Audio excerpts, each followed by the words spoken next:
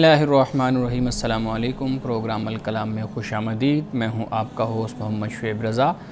नाज़रीन किराम, प्रोग्राम के पहले हिस्सा में हम कुरान करीम की कुछ आयात को समझने की कोशिश करते हैं और दूसरे हिस्सा में कुछ बहुत अहम सवालात को प्रोग्राम का हिस्सा बनाते हैं। हस्ब साबिक हमारे साथ शरीक गुफ्तगू हैं जनाब मोहम्मद अमानत रसूल साहब। अमानत साहब, बहुत शुक्रिया आपके वक्त का। मेरी मामनत के लिए मौजूद हैं शारिक रसूल। Shariq, thank you so much. नाज़रीन किराम, आपके स्क्रीन पे हमारा व्हाट्सएप नंबर आ रहा होगा, आप अपने सवालात उस नंबर पर भेज सकते हैं। हम इंशाल्लाह आपके सवालात को ज़रूर एड्रेस करेंगे। अमानत साहब, हम गुफ्तगू कर रहे थे सूरतुल आराफ, और सूरतुल आराफ में हमने जो कल का प्रोग्राम था उसमें हमने कोशिश की थी कि हज़रत मूसा अलैहिस्सलाम की सीरत को समझा जाए, और ख़ास तौर पे जो तौरात और इंजील के अंदर उनका जो ज़िक्र मिलता है, किस तरीके से लोगों ने उसको बनाया है, उस पर हमने गुफ्तगू की थी। आज मैं आपसे गुजारिश करूँगा कि हज़रत मूसा अलैहिस्सलाम के भाई हज़रत हारून जो है उनकी सीरत पे हम कुछ गुफ्तगू करें, तो आप अपनी गुफ्तगू का आगाज़ कीजिएगा। बिस्मिल्लाहिर्रहमानिर्रहीम। हज़रत हारून अलैहिस्सलाम के हवाले से कुरान मजीद ने जो तारुफ़ हमसे करवाया, यानी जो आपकी तबलीगी और दावती मसाई हैं, आपकी कोशिशें हैं, वो कुरान मजीद ने बयान की हैं। हज़रत मूसा अलैहिस्सलाम को जब अल्लाह सुब्हानहु व तआला ने मनसबे नबूवत और रिसालत अता फ़रमाना चाहा, तो उस वक्त हज़रत मूसा अलैहिस्सलाम ने अल्लाह की बारगाह में यही दरख्वास्त की थी कि और यही दुआ की थी कि मेरा नायब, मेरा वज़ीर हारून को बना दे। हज़रत हारून अलैहिस्सलाम एक तो हज़रत मूसा से बड़े भाई हैं, यानी तकरीबन 3 साल का हमें ये ज़िक्र मिलता है कि 3 साल बड़े हैं। और कुरान मजीद ने जो बयान किया, बाकी जो किताबों में बयान किया गया वो तो एक अलहदा है कि उसमें हज़रत हारून के बारे में जो सामरी का किरदार है वो आपसे मंसूब कर दिया गया। बिल्कुल।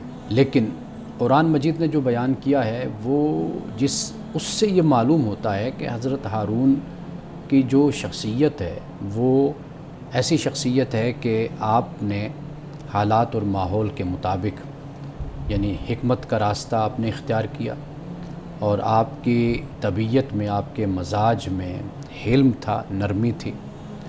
और हम ये भी देखते हैं कि एक तरफ अगर आपकी शख्सियत में हिल्म है, नरमी है, लेकिन ऐसा नहीं है कि जो अल्लाह का हुक्म है, यानी तौहीद है, उस पर कोई कंप्रोमाइज़ करना हो।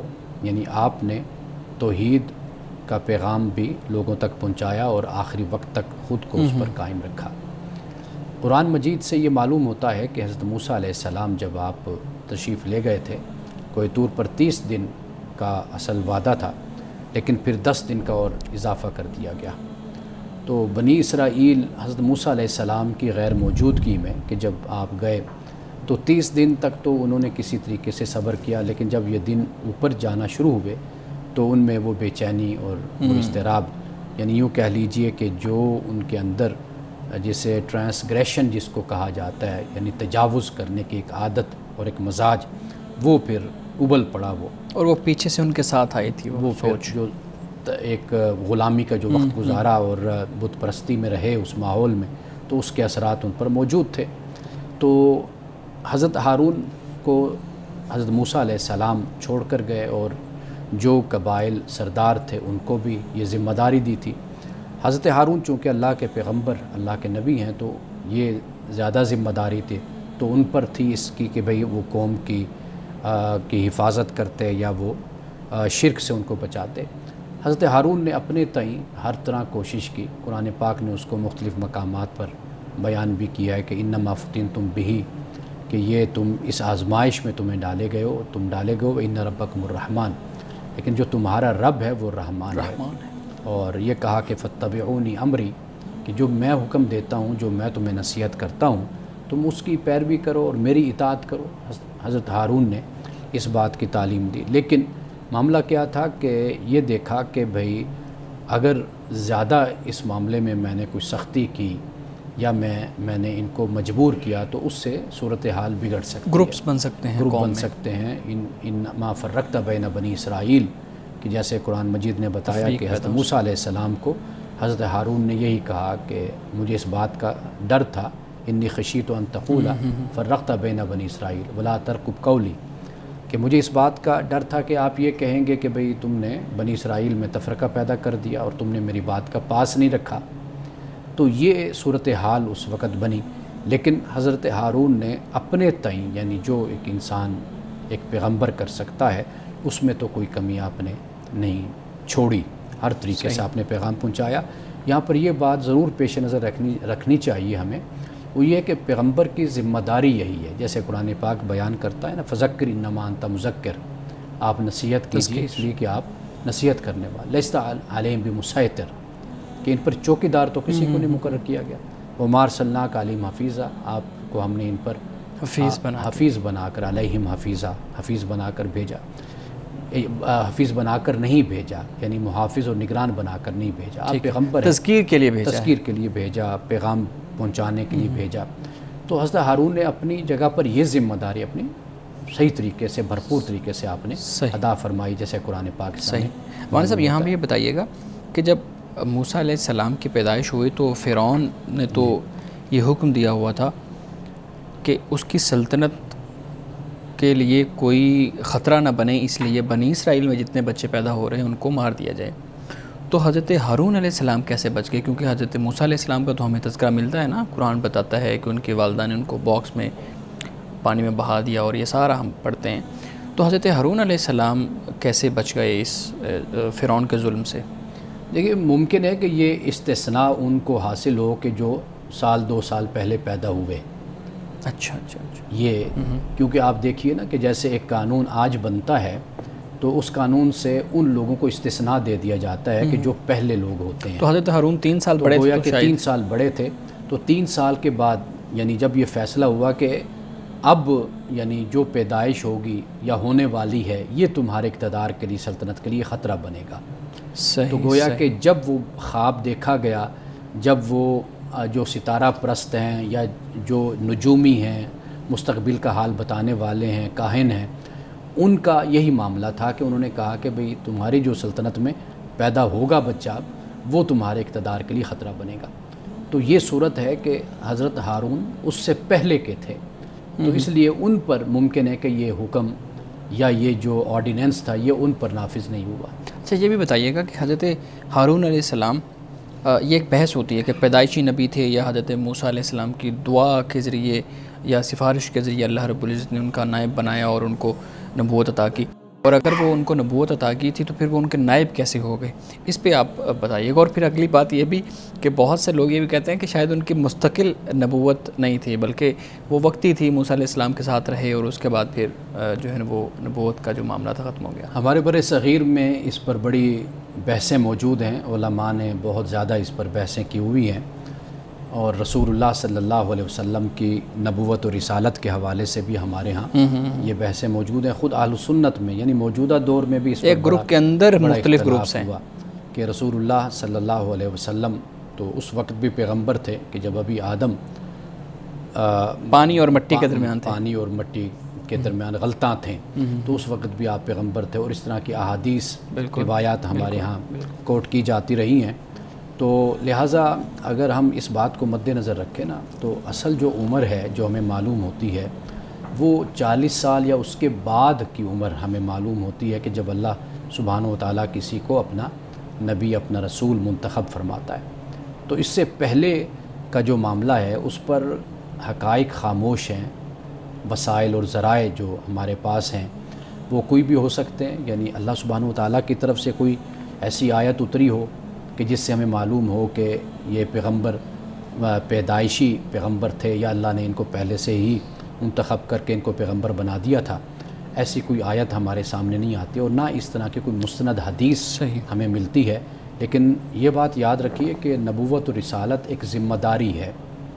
واضح بات ہے کہ ذمہ داری اسی وقت دی جاتی ہے نا کہ جب وہ اس ذمہ داری کو لینے کا جو ایک معیار خدا نے مقرر کیا ہے، جو قرآن پاک بیان کرتا ہے، جب خدا یہ جانتا ہے، سمجھتا ہے کہ یہاں اس کو نبوت دی جائے گی، رسالت کا تاج یا مسند یا منصب اس کے سپرد کیا جائے گا، تو خدا کسی بنیاد پر دے گا نا۔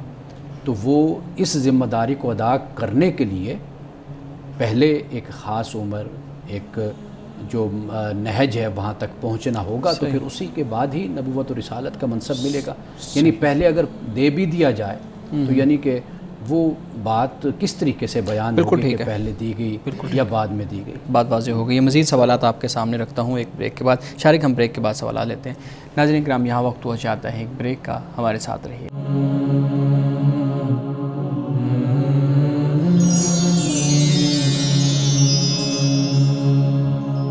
پروگرام میں ایک دفعہ پھر خوش آمدید۔ ہمارے صاحب، ہم بات کر رہے تھے حضرت ہارون علیہ السلام کی شخصیت پہ۔ اچھا یہ بتائیے گا کہ حضرت ہارون علیہ السلام کو موسیٰ علیہ السلام کے ساتھ بھیجا گیا فرعون کے دربار میں، وہ جو منصب تھا وہ کیا تھا؟ یعنی حضرت ہارون علیہ السلام کو کیوں بھیجا گیا؟ اس لیے کہ وہ ہمارے ہاں کچھ روایات یہ بیان کی جاتی ہیں کہ موسیٰ علیہ السلام کی زبان میں لکنت تھی، تو اس لیے ہارون علیہ السلام کو ساتھ بھیجا گیا کہ وہ جا کے واضح طرح سے اور بہترین طریقے سے موسیٰ علیہ السلام کا جو پیغام ہے، جو خدا کا پیغام ہے موسیٰ علیہ السلام کے ذریعے پہنچانا ہے، وہ فرعون تک پہنچائیں گے، یا کوئی اور اس کی ریزن تھی اس کے پیچھے؟ حضرت موسیٰ علیہ السلام کی زبان میں کوئی لکنت نہیں تھی، تو یہ جو روایت بیان کی جاتی کوئی ہیں، ایسا مسئلہ تھا۔ یہ اللہ سبحانہ و تعالی ہر انسان کو اپنا ایک مزاج اور ایک طبیعت عطا فرماتا ہے، وہ کئی مرتبہ اس معاملے میں رکاوٹ ہوتی ہے۔ کچھ لوگ ہوتے ہیں کہ جو اجتماع سے بات کر سکتے ہیں، کچھ لوگ ہوتے ہیں کہ جو عوامی مجمع سے خطاب کر سکتے ہیں اور کسی سے بات کرنے میں ان کو کوئی مشکل پیش نہیں آتی۔ یہ انسان کا ایک مزاج، ایک طبیعت ہوتی ہے۔ اس کا کوئی بھی تعلق لکنت کے ساتھ یا زبان میں کسی طرح کی کمزوری کے ساتھ نہیں ہے۔ ٹھیک ہے۔ یہ اس بنیاد پر حضرت موسیٰ علیہ السلام نے حضرت ہارون کی دعا کی تھی اللہ سبحانہ و تعالیٰ سے۔ باقی جو قرآن پاک بیان کرتا ہے فَقُولَا لَهُ قَوْلًا لَيِّنًا لَعَلَّهُ يَتَذَكَّرُ أَوْ يَخْشَىٰ۔ حضرت موسیٰ اور ہارون دونوں سے اللہ تعالیٰ یہ خطاب کرتا ہے کہ تم دونوں جا کر نرمی کے ساتھ بات کرنا فرعون سے، ممکن ہے کہ وہ نصیحت حاصل کرے اور اس میں خشیت پیدا ہو، وہ اللہ کی طرف متوجہ ہو۔ لین کا فرمایا اور قولا فرمایا، دونوں قل نہیں فرمایا، قولا فرمایا، دونوں کو یہ بات فرمائی۔ تو لہٰذا یہ جو لکنت کی بات ہے، یہ معلوم نہیں کہ کہاں سے یہ چیز شامل ہو گئی۔ یہ وہی روایات اور قصے ہیں کہ حضرت موسیٰ علیہ السلام نے انگارہ اٹھا کر اپنی زبان پر رکھ دیا، اس طرح کی باتیں بیان کی جاتی ہیں۔ تو ان کا کوئی سر پیر ان روایات کا نہیں ہے، اور سمپل اور سادہ سی بات ہے کہ ایک انسان ہے کہ جو مجمع کا مقابلہ نہیں کر سکتا، سامنے نہیں کھڑا ہو سکتا، ممکن ہے کہ اس کی وجہ یہ بھی ہو کہ حضرت موسیٰ علیہ السلام نے جو اس بات کا بھی ذکر کیا تھا کہ مجھ پر جو میرے ہاتھ سے جو کسی کا قتل ہوا، تو ممکن ہے کہ اس کی وجہ سے ایک مزاحمت کا سامنا کرنا پڑے کہ بھئی یہ شخص جو انسا ہے اس نے قبطی کو قتل کر دیا تھا۔ تو یہ بھی ایک وجہ ہو سکتی ہے۔ اور پھر یہ بھی بیان کیا جاتا ہے کہ حضرت موسیٰ علیہ السلام کا زیادہ وقت باہر گزرا، یعنی مصر سے باہر، مدین میں آپ کا وقت گزرا، تو وہاں کے جو ایک معاشرت ہے، زبان ہے، اس سے ممکن ہے کہ اس طرح واقفیت انسان کے بالکل انسان لمبا عرصہ باہر رہے تو مثال کے طور پر ہم سرائکی بیلٹ سے ہمارا تعلق ہے، ہم سرائکی بولتے ہیں، تو جب کافی دن یا مہینے گزر جائیں کہ ہم اس طریقے سے سرائکی نہ بولیں، تو جب ہم واپس اپنے گھر جاتے ہیں تو ہمیں بھی تھوڑی سی پرابلم اس طرح ہوتی ہے اس کے محاورے میں اور اس کے ادائیگی میں الفاظ کی۔ تو یہ ایک انسانی فطرت ہے اور ایک انسانی معاملہ ہے، اس کا کیا تعلق کسی عیب کے ساتھ، نقص کے ساتھ یا کسی لکنت کے ساتھ؟ صحیح۔ حضرت موسیٰ نے دعا بھی تو کی تھی رب اشرح لی صدری کی، کہ اللہ تعالیٰ میرے زبان کی جو گرہ ہے وہ کھول دے، تو پھر وہ دعا کس لیے تھی اگر لکنت نہیں تھی؟ یہ بڑا اہم سوال آپ نے کیا ہے۔ قرآن مجید نے جو بیان کیا وہ یہ ہے کہ رب اشرح لی صدری ویسر لی امری واحلل عقدۃ من لسانی، یعنی میرے سینے کو کھول دے اور میرے لیے معاملے کو آسان کر دے۔ واحلل عقدۃ من لسانی یفقہوا قولی، کہ میری زبان میں اگر کوئی عقدہ ہے، کوئی گرہ ہے تو اس کو کھول دے۔ یہ وہی گرہ ہوتی ہے کہ جیسے ہم بعض اوقات بات کرتے ہیں تو بات کرتے ہوئے ہمیں پرابلم ہوتی ہے، مشکل پیش آتی ہے، ہم اپنی بات کو، اپنے معافی ضمیر کو کھل کر بیان نہیں کر سکتے، تو یہ اس طرف اشارہ ہے۔ اللہ سبحانہ و تعالیٰ کی بارگاہ میں یہ دعا کی جاتی ہے، پیغمبروں نے دعا کی ہے، ہم سب لوگ یہ دعا کرتے ہیں اللہ، یعنی جب ہم کبھی بھی بیٹھیں گے، ممبر پر بیٹھیں گے یا لیکچر دیں گے تو ہماری اللہ سے یہ دعا ہوتی ہے کہ اللہ میں یعنی فصاحت اور بلاغت، اس وقت یہ مجھے طاقت عطا فرما کہ میں اپنی بات کھول کر ان کے سامنے بیان کر سکوں، تو یہ دعائیں تو پیغمبروں کی دعائیں بھی موجود ہیں. تو اس سے مراد ہرگز یہ نہیں ہے کہ کوئی زبان میں کوئی لکنت یا ایسا کوئی مسئلہ ہے. صحیح. مولانا صاحب میں تھوڑا سا ہمارے ہاں جو باقی الہامی کتب ہیں ان کی طرف بھی آؤں گا اور میں پوچھوں گا آپ سے کہ قرآن کریم نے تو حضرت ہارون علیہ السلام کی شخصیت کو بیان کر دیا. آپ نے بہت اچھے طریقے سے اس پہ ہماری توجہ بھی دلائی، رہنمائی کی کہ حضرت ہارون علیہ السلام انتہائی نرم گفتگو کرنے والے، نرم مزاج اور انتہائی حلم والے، حکمت جو ہے نا ان کی شخصیت میں تھی. جبکہ ہم دیکھتے ہیں کہ جو دوسری الہامی کتب ہیں ان کے اندر حضرت ہارون علیہ السلام کا جو تصور ہے، جو ان کی سیرت ہے، ان کا کردار ہے، وہ اور طریقے سے دکھایا گیا ہے. ہم نے ایک پروگرام میں یہ بات یہ بھی کی تھی کہ کہیں پہ سامری کی جگہ پہ بھی ان کی شخصیت کو رکھ کے دیکھا گیا ہے. تو آپ بتائیے گا کہ یہ جو تصور اور یہ جو تصویر کھینچی گئی ہے ان کتب کے اندر قرآن کے برعکس، یہ کیسے معاملہ ہوا اور کیوں، اس کی ریزن کیا ہے؟ دیکھیے، جب یہ کتابیں مرتب ہوئی یا ان کو جمع کیا گیا تو اس وقت یہ کوئی رد و بدل اس طرح کا ہوا. کئی دفعہ ایسے ہوتا ہے کہ نام ملتے جلتے ہوتے ہیں اور وہ ملتے جلتے نام پھر بگڑتے بگڑتے کسی شخصیت کا نام اس کی جگہ لے لیتا ہے. جیسے ہور لفظ آیا تو وہ ہارون بنا، پھر ہارون بنا. تو اس طرح کر کے کوئی تبدیلی کتابوں کے اندر پہلے ہوئی کہ جس سے حضرت ہارون علیہ السلام کا نام یہاں پر لے لیا گیا. تو حضرت ہارون کو یعنی سامری کا جو کردار تھا اس کی جگہ پر حضرت ہارون کا اس طریقے سے آ گیا. اور پھر ایک جو سب سے بڑی پرابلم ہوتی ہے نا ہمارے ہاں، آپ تاریخ میں دیکھ لیجئے، وہ اس طرح ہوتا ہے کہ جب کوئی مقدس شخصیت، یا آپ مقدس نہ کہیے تو آپ یوں کہہ لیجئے کوئی عالم ہے، کوئی فقیہ ہے، اگر اس نے کوئی اس طرح کی غلطی کر دی یا کوئی اس طرح کی بات ہو گئی تو پھر آنے والے اسی کو ہی لے کر چلتے رہتے ہیں. بالکل ہمارے ہاں اس پر بھی بڑی تحقیق ہوئی ہے کہ مثال کے طور پر ایک عالم نے ایک واقعہ کسی کی طرف منسوب کیا یا کوئی نام ایسا لکھا، تو پھر صدیاں گزر گئیں تو آنے والوں نے پھر جب اس پر تحقیق کی، ریسرچ کی، تو پتہ چلا کہ وہ پہلے دفعہ یہ غلطی فلاں شخصیت سے ہوئی تھی، جس کے بعد یہ اور سب اسی پہ چل رہے ہیں، اسی پر چلتے رہے. تو یہی معاملہ پہلی کتابوں میں بھی ہوا ہے کہ بھئی کسی نے اگر کسی نامور شخصیت نے کہ جس پر لوگوں کا بڑا اعتماد تھا، بڑا اعتبار تھا، اس سے بھی غلطی سے ہو گئی، صاحبن ہو گئی، تو وہ غلطی پھر ایسی چلی کہ پھر اس پر لوگوں نے توجہ نہیں کیا. اچھا، پھر آپ یہ دیکھیے کہ ہمارے ہاں جو تعویل کا سہارا لیا جاتا ہے نا، تو تعویل کر دی جاتی ہے. یعنی حضرت ہارون کا نام کیوں آ گیا، غلط بات کی بھی تعویل کر دی جاتی. چونکہ تعویل کیوں کی جاتی ہے کہ وہ چونکہ کسی بڑی شخصیت نے غلطی کی تو لہٰذا اس کی پھر تعویل کر دی گئی.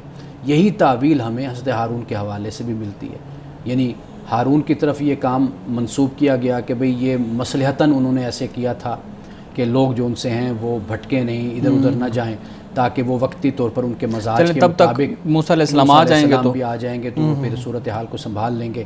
تو انہوں نے پھر یہ تھوڑا سا قدم اٹھایا تھا، نہ چاہتے وہ بھی کیا، لیکن پھر خود نہیں انہوں نے پوجا کی تھی بت کی، مختلف تعویلیں ہیں، بلکہ لوگوں نے اس کی پوجا کی تھی اور لوگ اس طرف راغب بھی تھے. تو اس طرح پھر تعویل کر کے اور پھر یہ کہا بھی گیا کہ بھئی حضرت ہارون نجات دہندہ نہیں ہیں، ان کو ہم کاہن اعظم کہتے ہیں، یعنی بڑا کاہن، بڑا پریسٹ، ہائی پریسٹ ہم ان کو کہتے ہیں، ہم ان کو نجات دہندہ نہیں کہتے. نجات دہندہ تو حضرت موسیٰ علیہ السلام ہے یا حضرت مسیح علیہ السلام وہ آئیں گے. تو لہٰذا ان کا جو منصب ہے وہ اس لیول کا سطح کا نہیں رہتا، وہ ایک مذہبی رہنما کی حیثیت سے ہے یا ایک کاہن، ایک پریسٹ کی حیثیت سے، جس کی انہوں نے پھر لوگوں کو تبلیغ اور دعوت کی. اچھا شارق آپ پوچھنا چاہتے ہیں؟ جی پلیز. شکریہ. قرآن کو جب سمجھنے کی بات کی جاتی ہے تو یہ سوال بھی کیا جاتا ہے کہ جیسے حضرت موسیٰ کا قصہ ہے، لاٹھی کا سانپ میں بدل جانا یا پھر سمندر کا سپلٹ ہو جانا، تو یہ کہا جاتا ہے کہ یہ واقعہ جو حقیقت میں نہیں وقوع پذیر ہوئے بلکہ یہ سبق آموز کہانیاں ہیں. تو اس حوالے سے ہم کیسے سمجھ سکتے ہیں کیا یہ سبق آموز کہانیاں ہیں یا پھر یہ واقعی میں وقوع پذیر ہوئے؟ قرآن مجید جب ان واقعات کو بیان کرتا ہے، قرآن کا اسلوب اور قرآن کا متن ہی بتا دیتا ہے کہ یہ صرف تمثیلی طور پر ایک بات کو بیان کیا گیا ہے یا اس کا حقیقی وجود ہے. تو لہٰذا یہ بات مد نظر رکھنی چاہیے. یہ پرابلم وہاں پر جا کر ہوتی ہے جب ہم معجزوں کو بھی عقل کے پیمانے پر ہم پرکھتے ہیں، اس کو لاجیکل ریزننگ ڈھونڈنے کی کوشش ہم اس کو دیکھنے کی کوشش کرتے ہیں، تو اس وجہ سے. لیکن یہ حقیقت ہے کہ جو معجزہ ہے، میریکل ہے، یہ پیغمبر کے ہاتھ پر ظاہر ہوتا ہے اور یہ اللہ تعالیٰ کی مشیت، اللہ تعالیٰ کی حکمت اور اللہ تعالیٰ کے ارادے سے ظاہر ہوتا ہے. پیغمبر جب چاہے، جس وقت چاہے تو وہ اپنے ارادے سے معجزہ نہیں دکھا سکتا، اللہ تعالیٰ کے ہی ارادے اور اللہ تعالیٰ کے ہی حکم سے معجزہ ظاہر ہوتا ہے. تو لہٰذا معجزہ انبیاء کے ساتھ خاص ہے، یہ ہمیں ماننا ہوگا. جو لوگ اس کی تعویل کرتے ہیں وہ پھر یہ بات بیان کرتے ہیں کہ جی یہ تمثیلی انداز ہے اور یہ اس وقت خود سمندر اس حالت میں تھا یا اس وقت لہریں تھیں یا موسم ایسا تھا، جس طریقے سے بیان کیا جاتا ہے تو پھر وہ راستہ بن گیا. لیکن جب قرآن مجید کو ہم پڑھتے ہیں تو قرآن ہمیں واضح طور پہ بتاتا ہے کہ یہ بالکل ایک جسے کہتے ہیں یونیک تقسیم ہو گیا، اور یہ یونیک واقعہ ہے، انہونا واقعہ ہے کہ جو پیغمبر کے ذریعے سے رونما ہوا تھا. صحیح. ناظرین کرام، یہاں وقت ہوا چاہتا ہے ایک بریک کا، ہمارے ساتھ رہیے گا.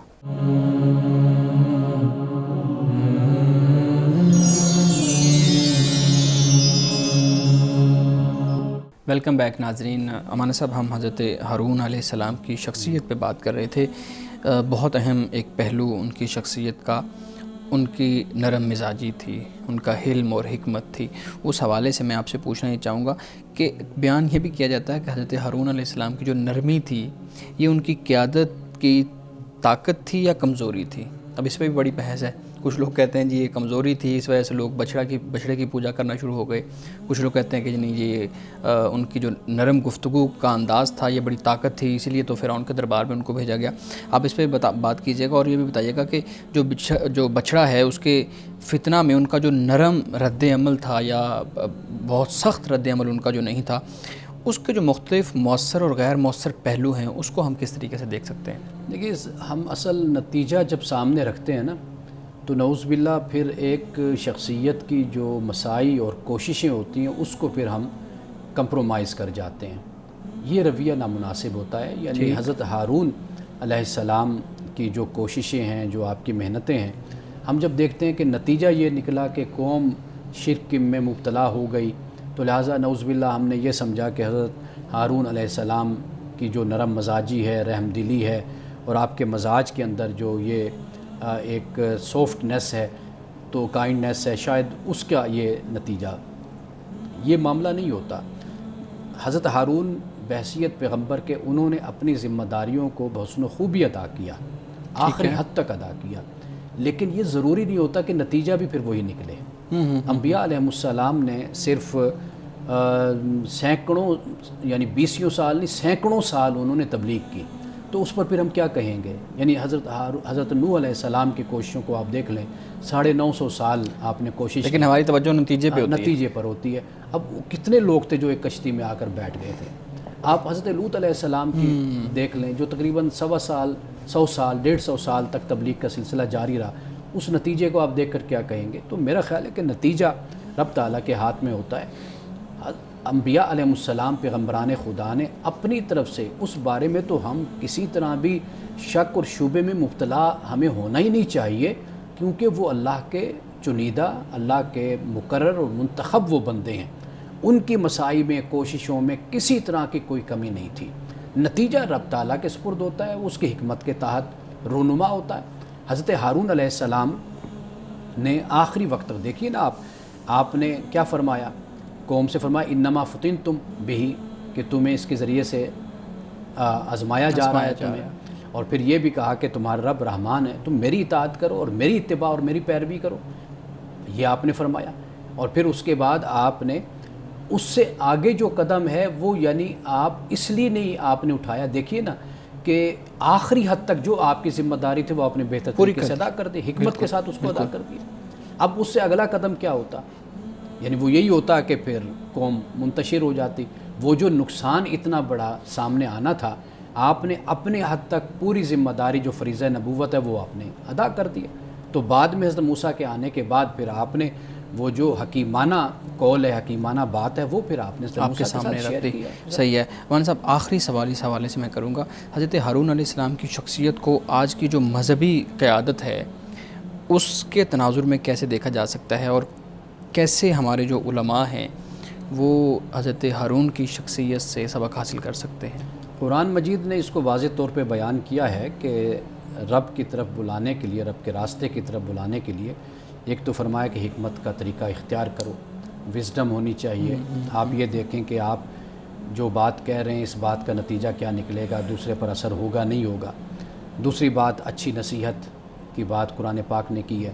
تیسری بات کہی کہ جہاں پر اگر بحث کا کوئی معاملہ ہوتا ہے، مجادلہ ہوتا ہے، تو فرمایا کہ وہاں پر وہ بھی بہترین طریقے سے تم اس کو سر انجام دو، یہ قرآن پاک نے کہا۔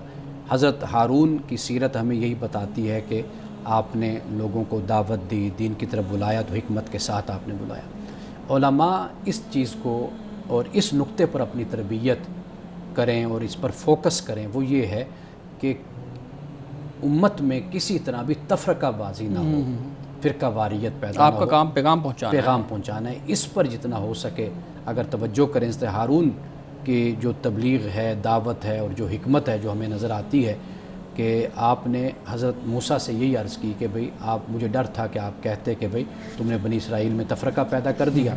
تو یہ بنیادی بات ہے کہ اس پر کسی طرح بھی امت کے جو علماء ہیں وہ کمپرومائز نہ کریں۔ یہ الگ بات کہ جو آج ہماری تربیت ہوتی ہے وہ تربیت یہی ہے کہ ہم قطعیت کے ساتھ اپنی بات کو پیش کرتے ہیں، ہم کہتے ہیں جی یہی حق اور سچ ہے، باقی اس کے علاوہ جو کچھ ہے وہ جھوٹ اور باطل ہے۔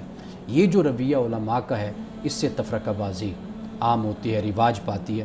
طریقہ کار یہی ہے کہ اپنی بات لوگوں کے سامنے رکھ دی جائے اور باقی پھر لوگوں پہ چھوڑ دیا جائے کہ وہ اس کو قبول کرتے ہیں یا اس کو رد کرتے ہیں۔ صحیح جی شارق، آپ اپنے سوالات عوان صاحب کے سامنے رکھیں۔ جو ڈسکشن ہو رہی ہے میں اسی کے حوالے سے سوال کرنا چاہوں گا۔ علم نجوم کے بارے میں کہا جاتا ہے کہ یہ حرام ہے، حدیث بھی ہے کہ جو نجومی کے پاس گیا وہ اس کے 40 دن جو ہے اس کی نماز قبول نہیں ہوگی۔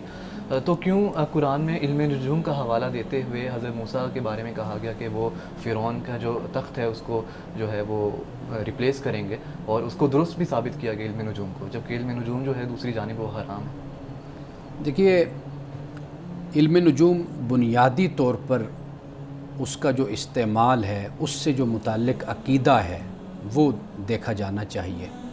اگر علم نجوم سے متعلق یہ عقیدہ ہو کہ یہ ستارے خدا ہیں، یہ معبود ہیں اور مؤثر بھی ذات ہیں، یعنی ان کی ایفیکٹونیس خود ان کی اپنی ہے، یہ جو تصور ہے اور اس پر اپنے عقیدے کو قائم کرنا یہ شرک ہے اور یہ غلط ہے اور یہ حرام ہے۔ اگر نجوم کو، ستاروں کو ایک علم کے طور پر استعمال کیا جاتا ہے اور اس کے ذریعے سے بہت سی خدمات لی جاتی ہیں تو پھر اس میں کوئی حرج نہیں ہے۔ یعنی بطور علم کے اگر اس کو استعمال کیا جائے، مؤثر بھی ذات کون سی ذات ہے، اختیار کس کے پاس ہے، وہ خدا کی ذات ہے۔ بالکل بے شک، یہ مخلوق ہے اللہ کی، جیسے کئی اور مخلوقات آپ کے لیے مفید ثابت ہوتی ہیں، آپ ان سے فائدہ لیتے ہیں، اسی طرح اگر آپ ستاروں سے فائدہ لیتے ہیں، جنگی معاملات میں فائدہ لیتے ہیں، سفر میں فائدہ لیتے ہیں اور دیگر طریقوں سے آپ اس سے استفادہ کرتے ہیں تو پھر تو اس پر کوئی پابندی نہیں۔ لیکن جب اللہ نے، اللہ کے رسول نے جب یہ فرمایا تو یہ در حقیقت ان مشرکانہ عقائد کی نفی تھی کہ جس بنیاد پر وہ سورج کے بارے میں، چاند کے بارے میں، ستاروں کے بارے میں جو عقیدہ قائم کر لیتے تھے، گھڑ لیتے تھے، در حقیقت وہ شرک تھا، اس کی نفی کی اور اس کی مذمت در حقیقت کی گئی ہے۔ اچھا، جس طرح آج کل ہمارے یہاں جو ستاروں کا حال بتانے والے لوگ ہوتے ہیں، ٹی وی چینلز پر بیٹھ کر یہ پریڈکشن دیتے ہیں کہ فلانی کوئی کرکٹ ٹیم ہے وہ جیتے گی، یا پھر جو ممالک ہیں وہ ان کا سال کیسا رہے گا، تو یہ اس طرح جو ہے کرنا وہ درست ہے؟ میں نے وہی عرض کیا نا کہ اگر ایک چیز کو آپ صرف اس حد تک لیتے ہیں کہ یہ علم ہے اور اس علم سے آپ استفادہ کرتے ہیں، یہ تو ٹھیک ہوگی بات، لیکن ان ستاروں کی بنیاد پر عقیدہ قائم کرنا، پھر توہمات پیدا کرنا، پھر ان سے امیدیں لگا لینا، آس لگا لینا، عمل کو چھوڑ دینا اور سب کچھ انہی کو اپنا سمجھ لینا، تو یہ جو رویہ ہے یہ غلط ہے۔ لیکن اگر ہمیں اس سے کوئی ہیلپ ملتی ہے بطور علم، ہم کچھ حاصل کر سکتے ہیں تو وہ اس کی اجازت ہے، اس میں کوئی پابندی نہیں ہے۔ صحیح۔ ناظرین کرام، یہاں وقت ہوا چاہتا ہے ایک بریک کا، ہمارے ساتھ رہیے گا۔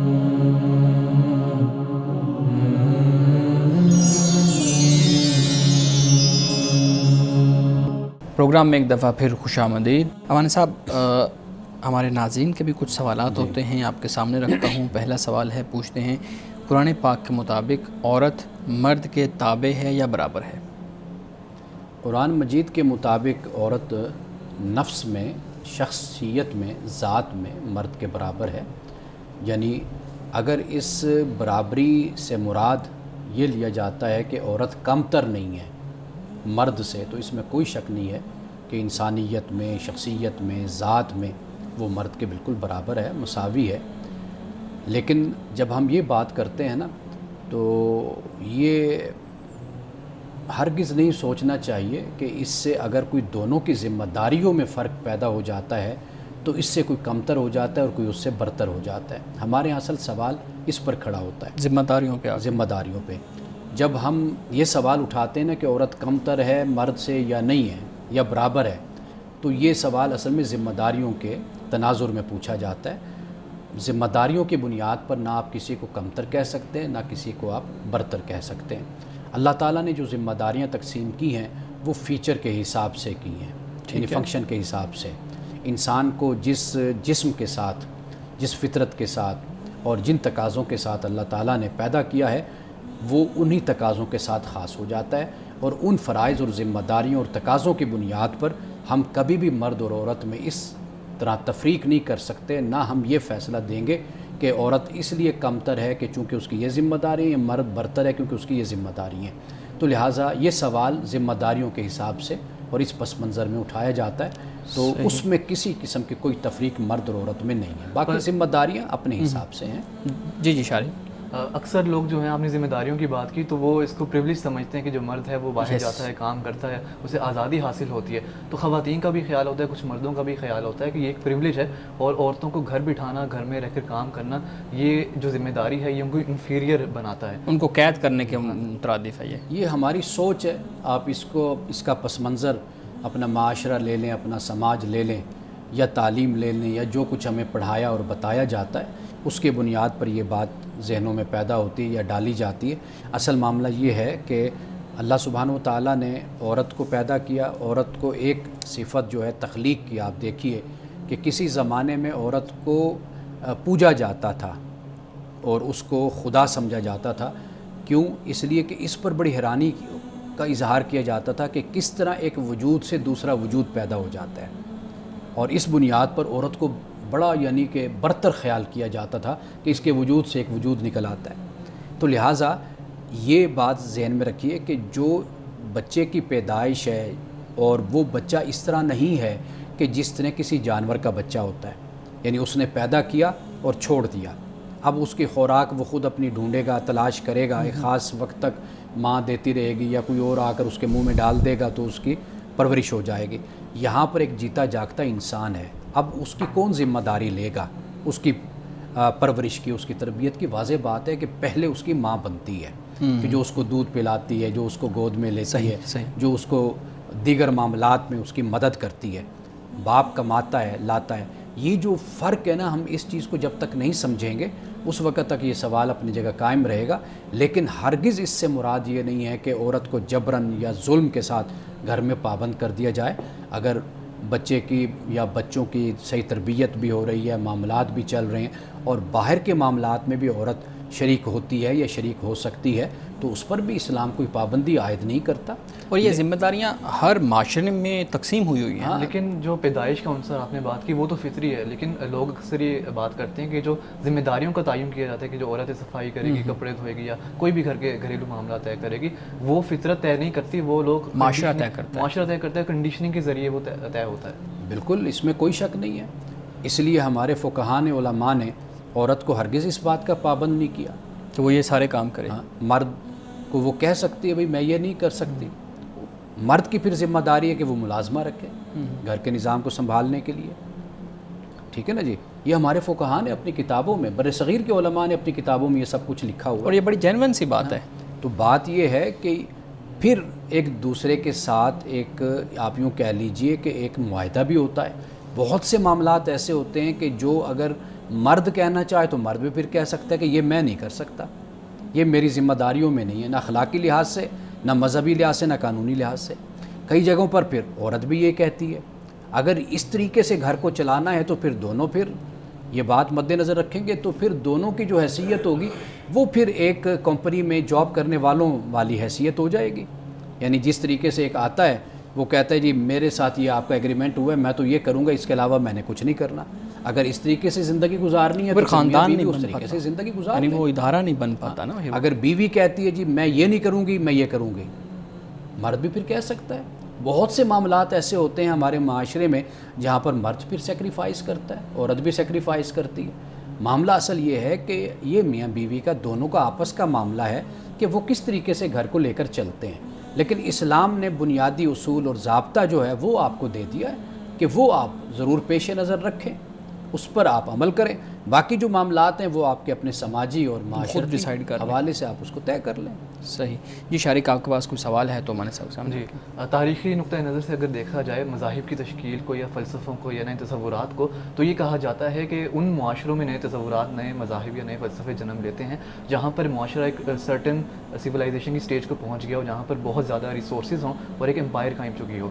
کچھ لوگوں کا یہ خیال ہے کہ اگر تاریخی نقطہ نظر سے اسلام کا مطالعہ کیا جائے تو ہمیں نظر آتا ہے کہ اسلامی نظریات، قرآنی آیات اور احادیث پر جو کام ہوا وہ باقاعدہ صورت میں ہمارے سامنے تب سامنے آئے جب امپائرز قائم ہو چکی تھیں۔ حضرت عثمان کے دور کے بعد قرآن کی اگر بات کر لیں اور عباسیوں کے سلسلے میں احادیث پر کام شروع ہوا، تو یہ جو ہمارے یہاں ایک بلیف ہے، جو ہمارا بلیف ہے کہ الہامی ہے اور اللہ کی طرف سے، یہ اس کو ہم پھر کیسے اس کانٹرڈکشن کو سمجھیں؟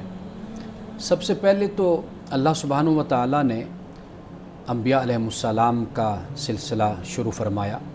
آپ دیکھ لیجئے کہ وحی کا سلسلہ شروع ہوا تو گریجولی آگے انسانیت بڑھتی چلی گئی۔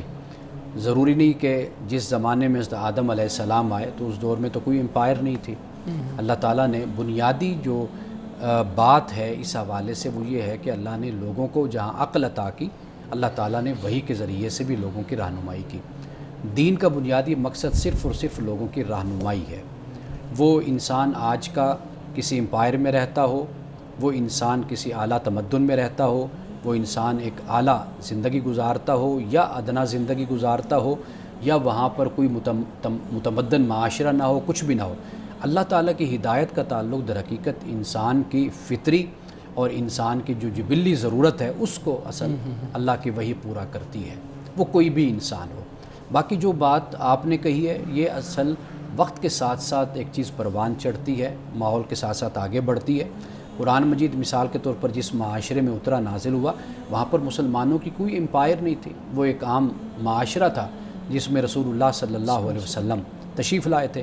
اب قرآن مجید کی جو حفاظت کا معاملہ آپ نے ذکر کیا، حضرت عثمان رضی اللہ تعالیٰ عنہ سے پہلے بھی قرآن محفوظ تھا۔ حضرت عثمان کے زمانے میں یہ بات پہلے بھی ہم ڈسکس کر چکے کہ حضرت عثمان کو جامع الناس علی القرآن کہا جاتا ہے۔ ہم کہتے ہیں جامع القرآن، لوگوں کو یہ غلط فہمی ہوتی ہے کہ اس سے مراد یہ کہ قرآن کو جمع کرنے والے، قرآن کو نہیں، لوگوں کو ایک قرآن پر جمع کرنے والے۔ ایک قرآن سے مراد کیا ہے کہ اس وقت جیسے اسلامی سلطنت وسیع ہو گئی، فتوحات بڑھ گئے، مختلف لوگ آ گئے، شامل ہو گئے، تو اس کے شامل ہونے سے کیا ہوا، لوگوں کے لہجے بالکل مختلف قسم کے تھے، ان کی ادائیگیاں مختلف قسم کی تھی۔ اب مثال کے طور پر اب یورپ کی، انگلینڈ کی آپ انگلش دیکھ لیجئے، وہ وہاں کے خاص لوگوں کی نیٹیو لینگویج ہو گئی، لیکن جیسے انگلش باہر نکلی، بر صغیر والے اب بولتے ہیں، اب ان کے بولنے کا انداز آپ دیکھیے کہ اردو سٹائل میں بول رہے ہوتے ہیں۔ بنگلہ دیش میں انگلش سنیں گے تو وہ اپنے اس انداز میں بول رہے ہوں گے۔ ہم پاکستان اور جو بھارت ہے ان کے لوگوں کی اردو سنیں گے تو وہ فرق وہ بڑی مختلف ہو جاتی ہے۔ اب امریکن انگلش دیکھ لیجئے، وہ ہمیں اچھی طرح سمجھ آ جاتی ہے، امریکن انگلش آسان لگتی ہے سننے میں۔ جو انگلینڈ کی انگلش ہے، یعنی برٹن برطانیہ کی، آپ دیکھیے وہ ہمیں سننے میں بڑی مشکل پرابلم ہوتی ہے کہ بھئی وہ سمجھ نہیں آتی ہمیں۔ تو مسئلہ جو وہاں پر تھا وہ یہ تھا، لہجے کا معاملہ تھا۔ تو لہٰذا حضرت عثمان رضی اللہ تعالیٰ عنہ کے زمانے میں قرآن اس بنیاد پر ریاست کی طرف سے، حکومت کی طرف سے ایک رکھا گیا کہ اور اسی کو عام کر دیا گیا۔ تو لہٰذا جو آپ بات کہہ رہے ہیں نا، یہ اس پر تھوڑا سا یعنی مزید توجہ کرنے کی ضرورت ہے کہ کسی حد تک آپ کی بات درست ہے، لیکن ہر پہلو سے ہم اس کو صائب نہیں کہہ سکتے۔ سب آج کی حدیث مبارکہ بیان کیجیے گا۔ رسول اللہ صلی اللہ علیہ وسلم کی یہ حدیث ہم سب کے لیے بہت ہی سبق آموز ہے۔ فرمایا کہ نرمی جس چیز میں ہو اسے زینت بخشتی ہے، یعنی آپ جو بات کہہ رہے ہیں، جو کلام کر رہے ہیں، یا کوئی عمل ہے یا کسی کے ساتھ کوئی معاملہ کر رہے ہیں، اگر اس میں نرمی ہو تو اس سے وہ بات، وہ عمل خوبصورت ہو جاتا ہے، اور اگر یہ نرمی نکال دی جائے، یعنی رسول اللہ صلی اللہ علیہ وسلم نے فرمایا کہ جس چیز سے نرمی نکال لی جائے وہ اسے عیبدار بنا دیتی ہے، یعنی وہ بات، وہ عمل جو بھی ہے، معاملہ ہے، وہ عیبدار ہو جاتا ہے، اس میں کمی واقع ہو جاتی ہے اگر اس میں سے نرمی کو نکال دیا جائے۔ ناظرین کرام، پروگرام کا اختتام اس دعا کے ساتھ کریں گے: اللہ رب العزت حسن کلام اور تاثیر کلام عطا فرمائے، ہماری زبان کے گروں کو کھول دے اور سننے والوں تک خیر کا پیغام پہنچے۔ اجازت دیجیے، خدا حافظ۔